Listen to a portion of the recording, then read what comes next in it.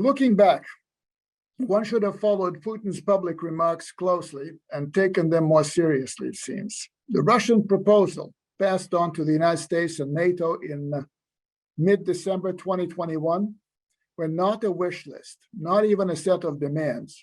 Those proposals were, in fact, Putin's security policy objectives in Europe, to be reached by diplomatic means if possible, or any other means, including military ones, should the diplomatic path be blocked.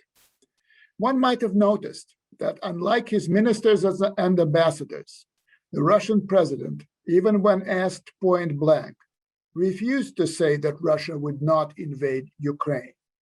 To Putin, Ukraine's non-membership in NATO, its status as a country that does not deploy weapons capable of reaching Russia and does not cooperate with other countries in the military sphere, as well as the rollback of NATO's military infrastructure to where it was in 1997, that's to say, before the alliance started to enlarge to the east, were existential issues in terms of Russia's national security.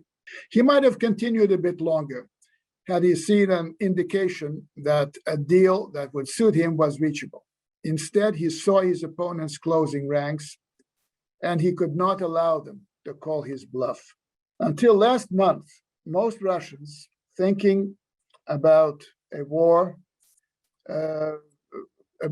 against Ukraine was thinking about something totally impossible or thinking the unthinkable. To Vladimir Putin, who still maintains that Ukrainians and Russians are one people, the decision to move in was certainly hardest to take, but he crossed the line. The sight of him standing absolutely alone on Christmas night in a church on the presidential compound near Moscow was deeply striking. One could only wonder what was going on through his head at that time, while never able to penetrate it. Now we know about the past, not about the future. Most important things from now on will be happening on the domestic front. Will Russia be able to cope with near total isolation from the West? Will the bulk of the Russian people continue to support the Kremlin's policies? Will the terrible and sudden shock that the country is experiencing right now wrestle it from the oil and gas-induced complacency and put it on a hard path of national development and rejuvenation? Or will it finally drive it to the ground? On the foreign policy side so far, we have only seen the beginning of an unfolding battle that's more likely to escalate than to de-escalate.